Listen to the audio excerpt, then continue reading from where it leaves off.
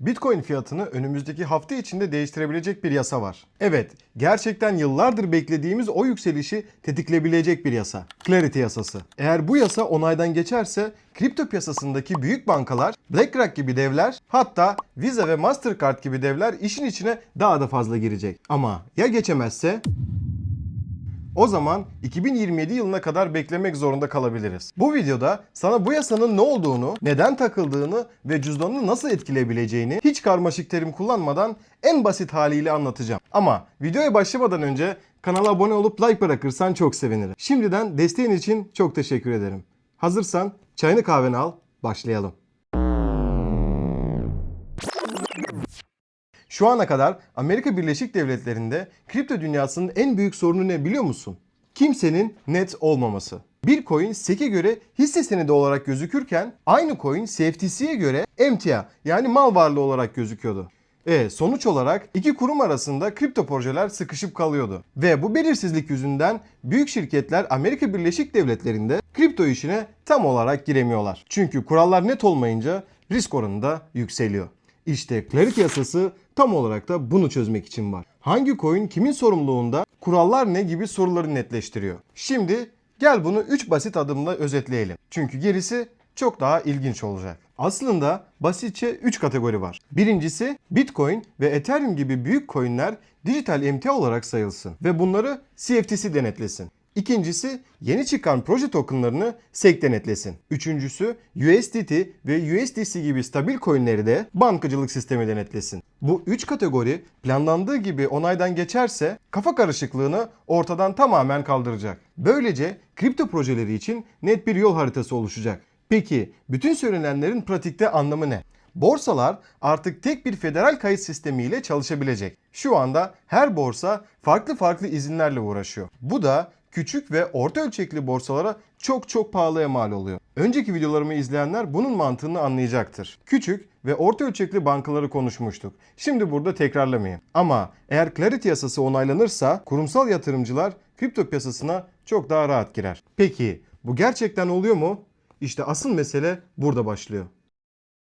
Yasa aslında hiç de kötü gitmiyordu. Meclis ve Senato'nun ilgili komitesinden de geçti. Ama son adımda yani Senato Genel Kurulu'nda 3 konu sorun haline geldi. Ve kurulda fikir ayrılıklarını yaşattı. Birinci sorun içeriden bilgi ticareti ve etik kuralları. Kripto şirketlerindeki içeriden bilgi ile işlem yapma konusundaki yeni kurallar savcılık örgütlerini rahatsız etti. Bu madde soruşturmaları zorlaştırır diyorlar. İkinci sorun stablecoin faizi. Coinbase gibi platformlar kullanıcılarına stablecoin tutma karşılığında ödül veriyorlar. Ve bundan yılda yaklaşık 1,5 milyar dolar kazanıyorlar. Bankalar bunun gizli faiz olduğunu, haksız rekabet yarattığını söylüyorlar. Üçüncü sorun demokrat senatörlerin oyu. Yasanın geçmesi için en az 60 oy gerekiyor. Ama şu anda yeterli sayıda demokrat ikna olmuş durumda değil. Ve maalesef zaman daralıyor. Senato 10 Ağustos'ta tatile girecek. Eğer o tarihe kadar onaylanmazsa bu yasa tasarısı 2027 yılına kadar sarkabilir. Şimdi asıl merak edilen soruya gelelim.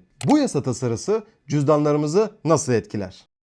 Önümüzde iki ihtimal var. Birincisi eğer yasa geçerse piyasa bunu büyük bir güven işareti olarak algılar. Çünkü kurallar netleşirse büyük kurumsal para piyasaya çok daha rahat girer. Bunun benzerini daha önce görmüştük. Genius yasası onaylandığında stablecoin piyasası bir yılda %50'den fazla yükselmişti. BlackRock, JP Morgan, Visa, Mastercard gibi devler blockchain yatırımlarını arttırmıştı. Clarity yasası onayı ile aynı etkinin Bitcoin, Ethereum hatta büyük altcoin'lerde de yaşanması bekleniyor. Yani belki de yıllardır beklediğimiz bu yükselişi tetikleyebilir. Ama yasa geçmezse ya da ertelenirse bu olasılıkta işler tersine döner. Yani piyasayı öldürmez ama bayağı süründürür. Kurumsal yatırımcılar bekle gör modunda kalmaya devam eder. Fiyatlarda yükseliş yerine yatay ya da temkinli bir gidişat yaşanabilir. Şimdi özetleyelim. Bu yasa tek başına bize yükseliş yaşatmaz ve aynı şekilde piyasayı tek başına çökertmez. Bu yüzden başta tetikleyici demiştik. Yani geçerse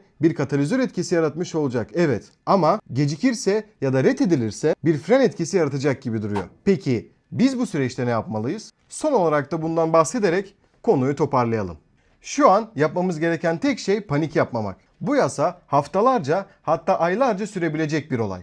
Kısa vadeli spekülasyonlarla kendimizi yormak yerine şu anda yaptığımız gibi gelişmeleri yakından takip etmek en mantıklısı. Takip etmemiz gereken 3 konu var. Senato 10 Ağustos'a kadar oylama yapacak mı? Demokrat senatörler yasadan yana tavırlarını değiştirecek mi? Ve en önemlisi, yasa geçmezse eğer yıl sonu bütçe paketine eklenecek mi? Ben bu gelişmeleri takip etmeye ve seninle paylaşmaya devam edeceğim. Zaten bu videoda olduğuna göre sen de benim gibi portföyünü düşünen birisin. Bilgilerini yorumlarda bizimle paylaşırsan güzel bir sohbet edebiliriz. Eğer bu video işine yaradıysa abone olmayı unutma. Çünkü Clarity yasasının onayı kripto piyasasının gidişatını belirleyecek. Bir sonraki videolarda görüşmek üzere.